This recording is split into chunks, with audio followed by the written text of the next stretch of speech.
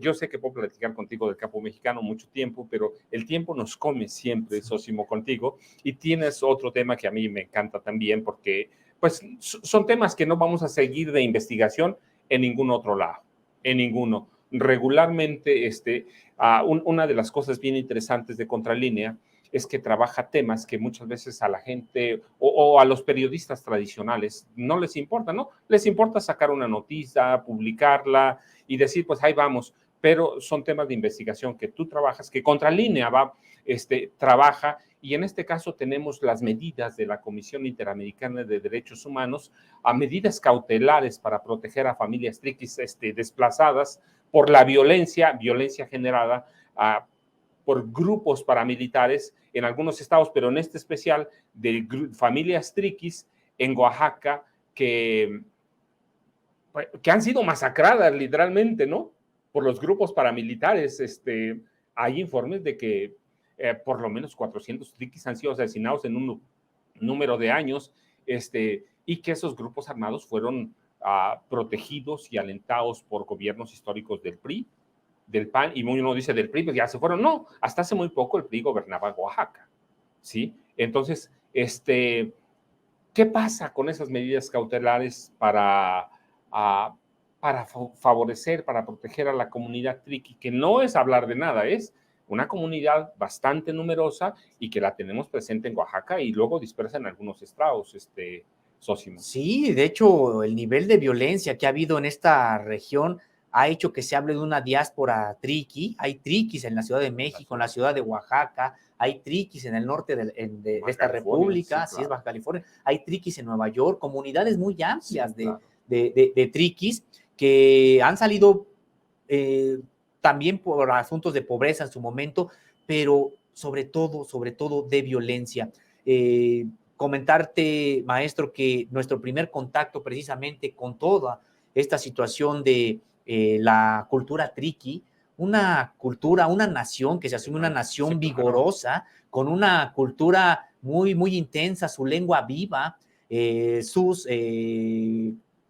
cultura, sus tradiciones, muy, muy, muy vivas en la región. El primer contacto que tuvimos pues fue pues un hecho que desafortunado, una emboscada a dos compañeros de Contralínea que ocurrió allá por 2010 y que vino precisamente a meternos de lleno a Contralínea lo que estaba ocurriendo. Dos compañeros que habían ido a cubrir precisamente hechos de violencia contra otros comunicadores.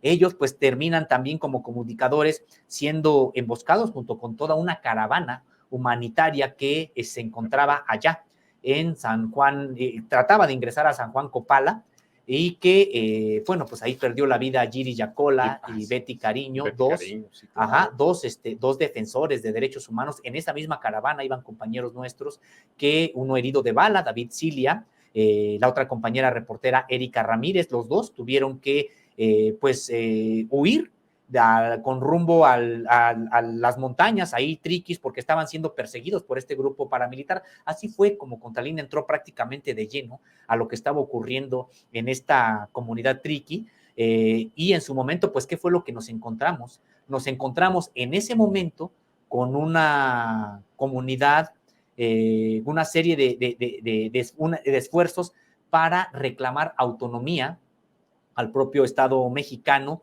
y reclamar que ellos pudieran gobernarse a sí mismos. Ya habían creado varias instituciones y entonces pues hay una acción de contrainsurgencia, que eso fue lo que ocurrió muy intensa en esta región, con grupos paramilitares que aparecieron para pues acabar con esa idea de autonomía en la región triqui, la Baja Triqui, particularmente la que tiene como centro ceremonial Ochumá, que le dicen ellos su capital política, San Juan Copala.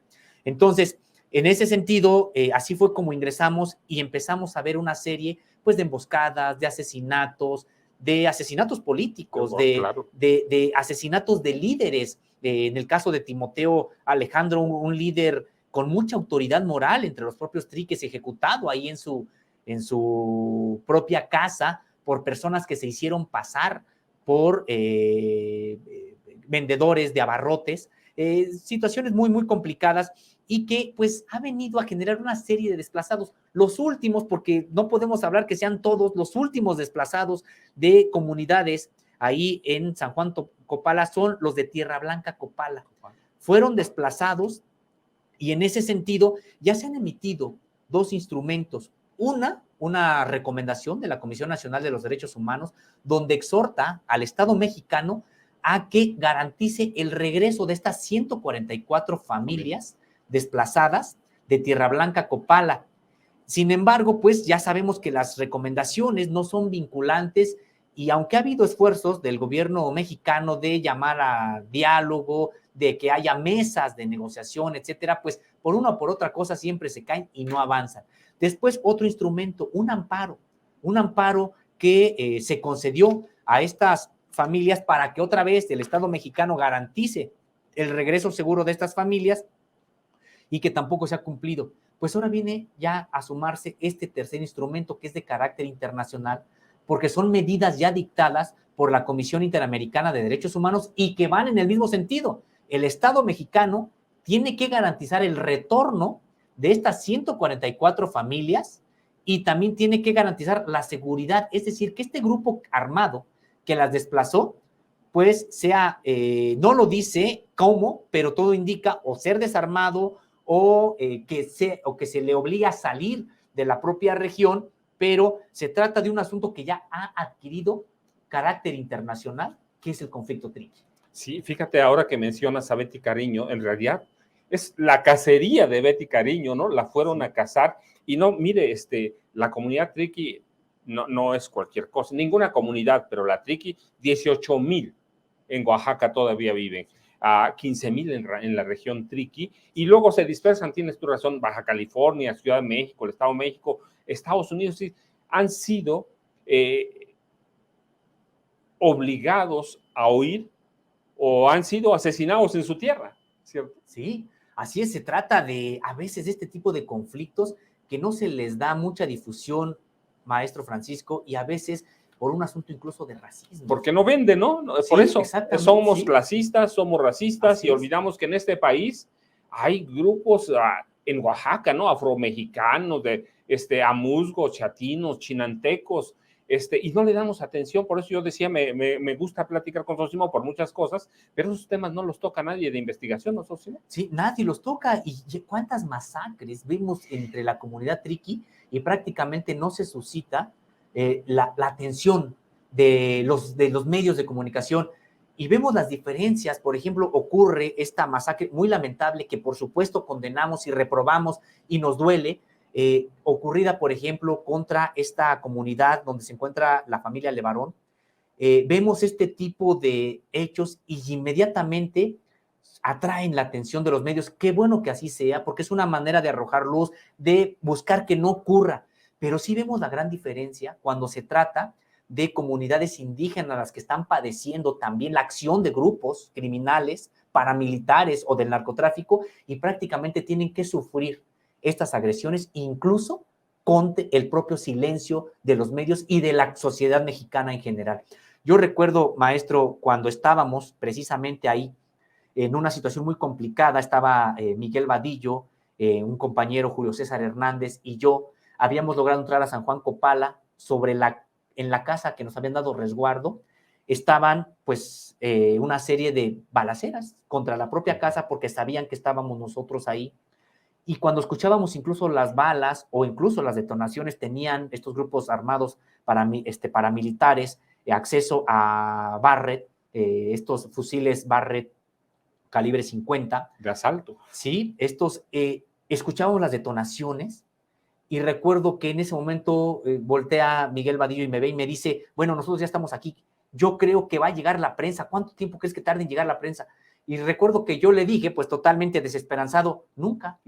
La prensa no va a llegar, estamos nosotros aquí y ojalá tengamos la oportunidad de salir y de decir a la sociedad mexicana lo que está pasando aquí, pero no creo que venga la prensa. Y en efecto, no ocurrió la prensa. De hecho, la prensa llega a raíz del asesinato de Betty Cariño, de sí, Giri claro, Yacola sí. y de que nuestros compañeros, Erika Ramírez y David Cilia, se encontraban perdidos y había sido un escándalo decir, hay dos periodistas que no aparecen y que se encontraban en una caravana que fue emboscada y pues son periodistas desaparecidos.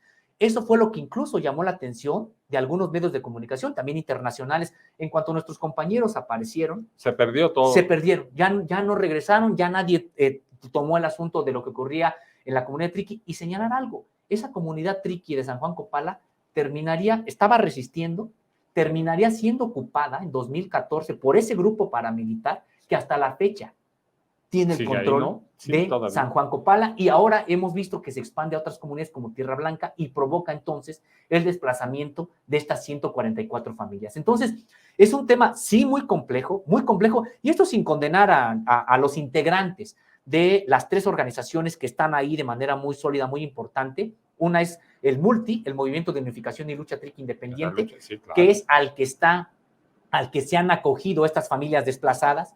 Está el Movimiento de Unificación y Lucha Triqui y está la Unidad de Bienestar Social de la región Triqui, la UBISOR. Estos tres grupos, pues la verdad es que nosotros no condenamos a ninguna de las tres en sus bases. Consideramos que hay triquis en las tres organizaciones que están por la paz, que están por el resurgimiento de su cultura en unidad. No condenamos a ninguna base, pero sí sabemos que los liderazgos, pues en algunos liderazgos de estas organizaciones, pues sí están generando este tipo de violencia, o por lo menos son permisivas para la generación de este tipo de emboscadas, de este tipo de grupos armados. Entonces, sí, o sea, consideramos que hay que sacar las manos fuera, me refiero, de grupos de interés, de grupos empresariales, de grupos mineros, de grupos políticos, que sean los propios triquis los que con diálogo yo creo que pueden llegar a un acuerdo y llevar la paz tan anhelada por décadas en esta región.